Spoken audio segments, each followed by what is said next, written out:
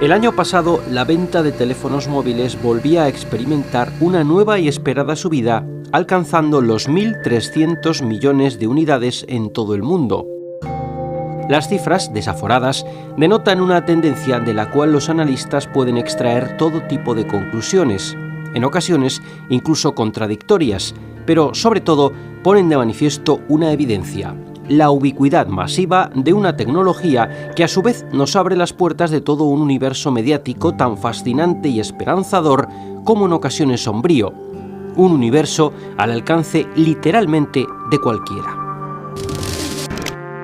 Resulta, cuando menos obvio, señalar que el tránsito hacia la era digital es algo que desde el mundo de la educación no se debería pasar por alto. Sin embargo, la capacidad de los teóricos y profesionales de la educación a la hora de elaborar discursos y estrategias al respecto se ve mermada por la velocidad de un fenómeno cambiante y esquivo, al que parece que siempre se llega tarde.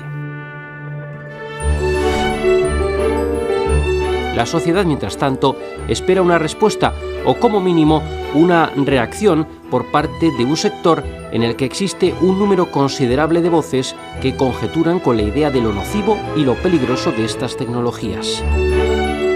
Lo cierto también es que este tipo de opiniones, de carácter apocalíptico, se suelen basar más que en estudios fiables en el miedo a lo desconocido, cuando no a la experiencia propia de una generación que se ha visto superada por el espectacular avance de dichas tecnologías y que proyecta en los más jóvenes sus temores e inseguridades. Más allá de las opiniones más o menos peregrinas o de los análisis de emergencia, existe un cuerpo creciente de investigaciones y prácticas adscritas al conocido como campo de la educomunicación, que, durante las últimas décadas, se ha ocupado de estudiar la evolución y las consecuencias de un fenómeno irreversible de alcance global. La educomunicación, según la UNESCO, se definiría como aquella educación en materia de comunicación que incluye todas las formas de estudiar, aprender y enseñar en el contexto de la utilización de los medios de comunicación como artes prácticas y técnicas científicas. Teniendo en cuenta la ubicuidad de las conocidas tecnologías de la información y de la comunicación, los desafíos a los que se enfrenta la educomunicación son los que, con toda seguridad, definirán la educación de un futuro que ya se ha hecho presente. Los retos que veo hoy en el campo de la educación mediática abordan varios reduccionismos que habría que afrontar. En primer lugar, convertir la comunicación en pura mercancía. Segundo, convertir la información y la educación en pura instrumentalización. Una educación mediática supone el ser capaces de tender puentes y tener la mirada abierta a lo que ocurre en el ocio digital, de modo que la escuela, en sus espacios formales, se convierta en un escenario en el que todo eso que ocurre en las redes, en los videojuegos, en el entorno digital, se convierta en proceso de aprendizaje. Los retos que se plantean en la educación mediática son no únicamente circunscribirse a la perspectiva instrumental, que de manera tradicional en las diferentes enseñanzas viene advirtiéndose en todas las competencias digitales, circunscribiéndose únicamente a saber manejar la herramienta. Uno de los retos es llegar a una dimensión mucho más amplia, al concepto de multialfabetizaciones, desde una vertiente también basada en lo cognitivo, basada en lo actitudinal y fundamentado en lo axiológico, el saber llegar a tener una serie de valores y ser un ciudadano consciente, un ciudadano crítico y, por supuesto, un ciudadano comprometido desde el punto de vista social. También teniendo en cuenta toda la contaminación informativa y la gran sobresaturación que existe en la red de redes. Por tanto, el estar preparado para, desde el punto de vista democrático, saber actuar con compromiso ético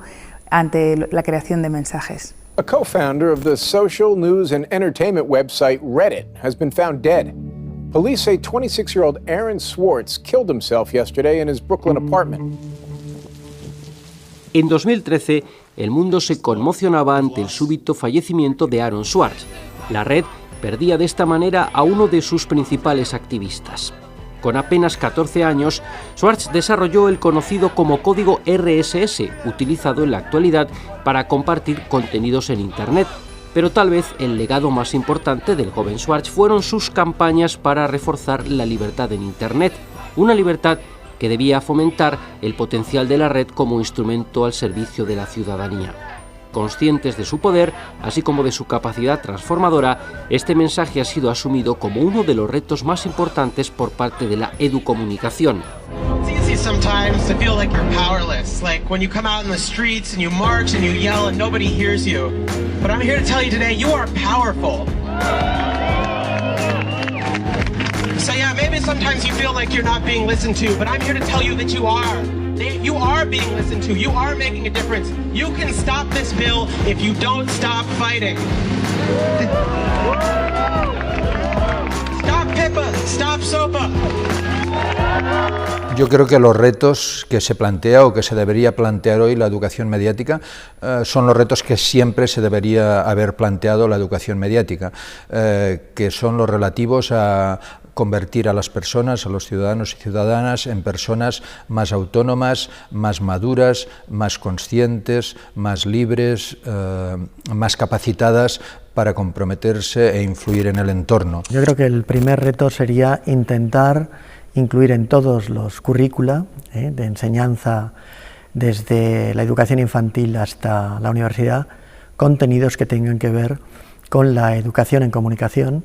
pero también desde una perspectiva, como ha resaltado Divina Makes, de los derechos humanos, ¿no? Pensemos que la educación en comunicación refuerza la democracia y hace que cualquier persona sienta que hay que preocuparse por los otros y hay que tener una sensibilidad social. Ese es un aspecto que me parece absolutamente fundamental. Esta alfabetización va a ser o va a exigir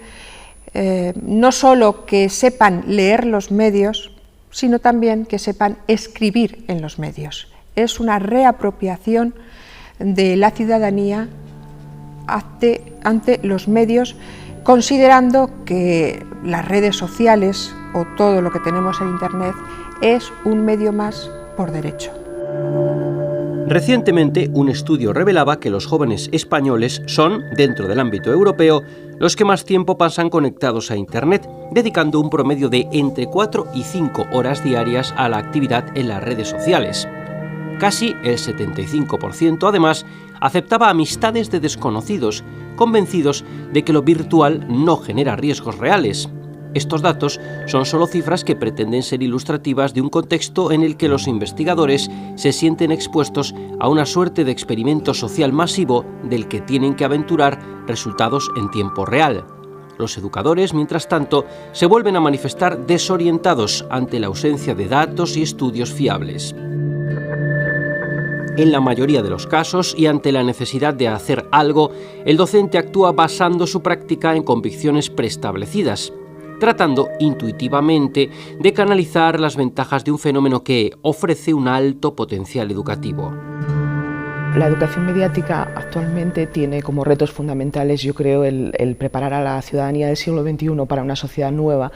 en la que hay procesos como por ejemplo el de las redes sociales que introducen cambios sustantivos en la forma de comunicarse, en la forma de acceder a la información y por lo tanto también en la forma de enseñar y de aprender. En general, en Internet sigue apareciendo un modelo transmisivo de comunicación, donde las personas que exponen contenidos dentro de Internet, dentro del ciberespacio, están transmitiendo una información a personas que la van a recibir pues, cuando acceden a tal página web o a tal blog o donde accedan. Ese sigue siendo un modelo bastante transmisivo. Lo que pasa es que en el momento que avanza la web 2.0 y permite pues, dejar, por ejemplo, comentarios, sugerencias o tal a cualquier persona, aunque no tenga competencias tecnológicas o digitales, pues empieza un poco a democratizarse. Sin embargo, el ejemplo de las redes sociales es un ejemplo muy clarificador porque realmente se parece mucho más a un sistema democrático muy horizontal, donde no hay una jerarquía de poder muy delimitada y muy presente. Son múltiples las diferentes aplicaciones educativas que constantemente se desarrollan para tratar de aprovechar el potencial de las diferentes plataformas y redes sociales existentes. Aunque estas herramientas no dejan de ser útiles, según los especialistas, más allá de utilizar las redes sociales para la mera transmisión de contenidos, habría que centrarse en su uso para nuestra toma de conciencia, nuestro desarrollo como individuos pertenecientes a un colectivo, a una sociedad. Si estamos hablando de los chats o de las redes sociales, muchas veces entramos en esos chats y lo único que los jóvenes hacen en esos chats es intercambiar mensajes absolutamente frívolos y vacíos, ¿no? En el momento mismo que desde la escuela hagamos comprender a estos jóvenes que el tener un poquito más de cultura, el tener conversación, el conocer determinadas cosas nos sirve simplemente para conseguir ese objetivo humano, es comprender al otro, poder entrar en una conversación que sea interesante y pensar que por mucho que estemos viendo medios de comunicación sin contenidos o vacíos o llenos de gritos, esa capacidad para comunicarnos nos va a servir para ser espectadores más críticos y también para conseguir comunicarnos mejor con otras personas, ¿no? Y es algo esencial. Si la educación buscara eso, si la educación buscara en primer lugar comprender a nuestros estudiantes, comprender a niños y jóvenes y a su vez darles instrumentos, darles herramientas para que pudieran comunicarse con otros, estaríamos marcando la primera regla educativa, que es enseñar a comunicar para vivir mejor. Yo creo que el principal reto de la educación mediática hoy en día es presentarse como lo que es la educación por defecto en la sociedad mediática. Me explico. La educación mediática no debe presentarse como un añadido de algo más a los contenidos curriculares, donde ya hay bastante contenido, donde hay luchas de poderes por ocupar un puesto predominante, sino que yo hablaría de mediática más como una característica de la educación necesaria para vivir en la sociedad de la información, donde los medios tienen tanta presencia, tanta influencia en el plano social, en el plano económico y en definitiva en la construcción de la historia. Yo creo que el gran reto de la educación mediática, es decir, no es que queramos un añadido, una particularidad a la educación existente, sino que queremos que la educación tenga este componente de mediática. Y otro gran reto muy asociado al anterior es dejar claro que la educación mediática no es el aprendizaje de manejo de tecnologías digitales, de manejo de aparatos, que la educación mediática va algo más allá de lo que puedan ser los contenidos instrumentales de aprendizaje de los viejos o nuevos medios, tanto para la enseñanza como para la vida. Once we have outlets, computer outlets in every home, each of them hooked up to enormous libraries where anyone can ask any question and be given answers, be given reference material, be something you're interested in knowing. From an early age, however silly it might seem to someone else, that's what you're interested in. And you ask, and you can find out, and you can follow it up. And you can do it in your own home, at your own speed, in your own direction, in your own time. Then everyone will enjoy learning. Hace apenas 30 años, el escritor y divulgador científico Isaac Asimov vaticinaba un futuro que por aquel entonces resultaba inverosímil, incluso para las mentes más optimistas. Pero lo que tal vez pasaba por alto el visionario Asimov era el hecho de que el mero avance tecnológico no parece asegurar ni el desarrollo educativo en particular, ni el progreso social en general. ¿Qué es lo que ha cambiado entonces? Yo creo que lo que ha cambiado son dos grandes revoluciones, la tecnológica y la neurobiológica. Es decir, por un lado hay un entorno distinto, un entorno tecnológico distinto, unas nuevas prácticas comunicativas, unas nuevas herramientas que hacen posible una comunicación mucho más eficaz, mucho más comprometida, mucho más participativa, mucho más bidireccional, mucho más capaz de convertir el aprendizaje en algo colaborativo, etcétera, etcétera. Y entonces lo que debemos aprender es a conocer las potencialidades de estas tecnologías y a sacarles el máximo partido. Pero creo que ha habido también otro gran cambio, que es la revolución neurobiológica, que es que sabemos mucho más cómo es el cerebro humano, sabemos mucho más cómo somos, cómo nos comportamos, qué es lo que nos influye, cómo influir en los demás, etcétera, etcétera. Y por lo tanto creo que hay que ser capaz de sacar partido de esos conocimientos para hacer una educación mediática mucho más profunda, mucho más seria, mucho más eficaz. Que las posibilidades que ofrecía el futuro del que hablaba Asimov sean realizables en la actualidad no quiere decir, sin embargo, que necesariamente se estén poniendo en práctica.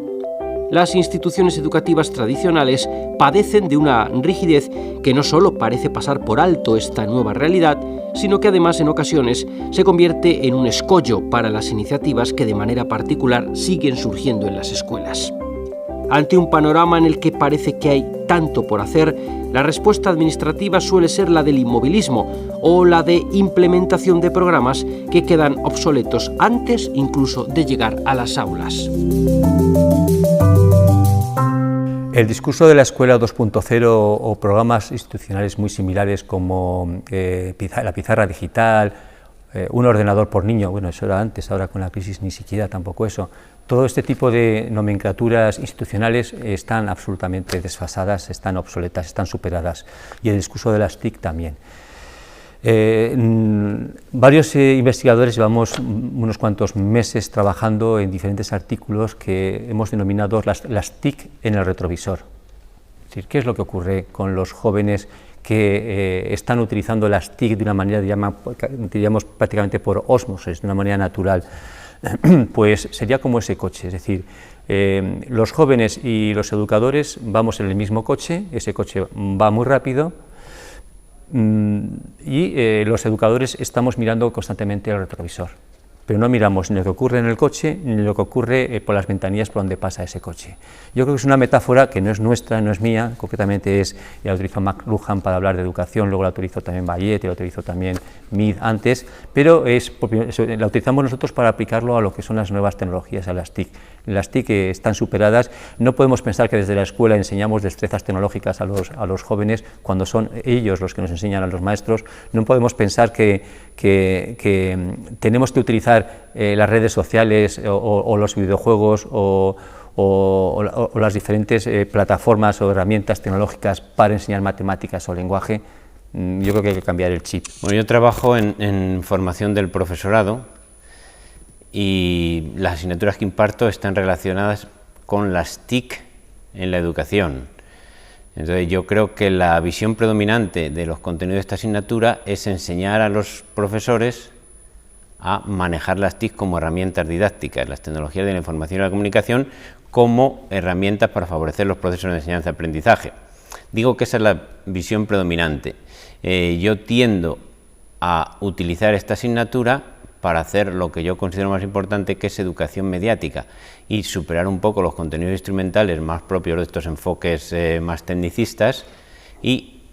tratar de hablar de educación para la vida, educación mediática, educación para la sociedad de la información, educación, por supuesto, para el uso y manejo de medios, pero no quedarse ahí en el uso instrumental, ni siquiera en el uso como buenos recursos didácticos, que ya sería bastante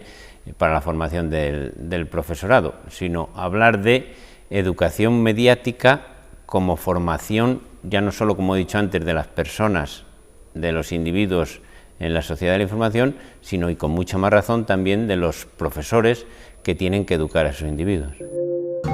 Un buen punto de partida para comenzar esta necesaria transformación educativa sería la formación del profesorado. Entonces habría que formar a la persona como docente, en la primera dimensión, habría que formar a ese docente como educador, que en el tema de las nuevas tecnologías es sobre todo hacerle consciente de la importancia que tienen las nuevas tecnologías y los nuevos entornos virtuales en la educación de sus alumnos, y una tercera dimensión sería formar a ese profesor educador también como persona, como ciudadano del siglo XXI que tiene que moverse en las redes sociales y que tiene que estar él también alfabetizado digitalmente. En esta transformación del actual modelo educativo sería de gran interés la participación de otros profesionales y técnicos, especialmente de aquellos provenientes del ámbito de los medios de comunicación y de la cibercultura. Este proceso pasaría no solo por hacer de la educación algo más mediáticamente ciber, sino además de hacer de los medios algo más educativo. Los profesionales de la información deben formarse para adaptarse al entorno digital desde las competencias tradicionales, en primer lugar, como base para su ejercicio profesional, el análisis, la selección, el contraste de las fuentes, la profundización de la información, la jerarquía informativa, pero también con nuevas competencias desde la dimensión relacionada con lo nuevo tecnológico, saber los lenguajes hipermodales, saber escribir para el multimedia, saber desarrollarse pues, en todo ese engranaje compartido de diferentes estructuras narrativas que hoy en día resultan muy distintas a las tradicionales, porque se concentra en diferentes sistemas expresivos que se llegan a hibridar.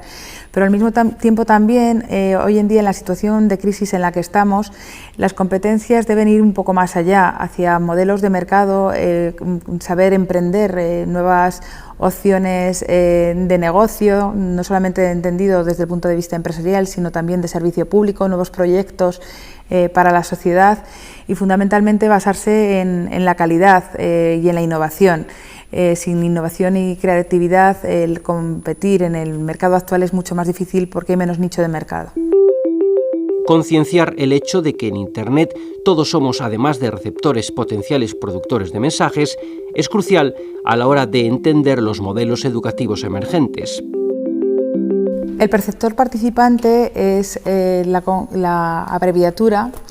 que conjunta las dimensiones de la percepción en sentido íntegro, es decir, lo que la persona es capaz de captar a través de todos sus sentidos para generar mensajes a partir de esa percepción. Y por otro lado, el concepto de participación activa, de participación actante, desde el punto de vista del proceso creativo. Por tanto, esa dimensión, esa esfera que lleva a cabo una serie de integración de las perspectivas anteriores, la perspectiva de recepción, la perspectiva de consciencia y también la perspectiva crítica, llega a esa dimensión creativa que sin lugar a dudas pues, la red supone una gran apuesta y un gran motor de posibilidades en el sentido de integrar todas esas facetas y que la persona se pueda desarrollar como creador y sobre todo como creador social, no solamente desde un punto de vista individual sino también desde esa esfera de compartir mensajes de forma colectiva para la transformación y emancipación social. Participar, crear, construir, compartir, agregar, crecer, son términos que no son para nada nuevos en el terreno de la pedagogía, pero que sin lugar a dudas adquieren nuevas dimensiones y significados con la irrupción de las TIC y de la cultura digital en el aula. Un aula que por fin tiene la oportunidad de abrirse de manera irreversible y dejar de ser ese claustro en el que la educación llevaba tanto tiempo encerrada.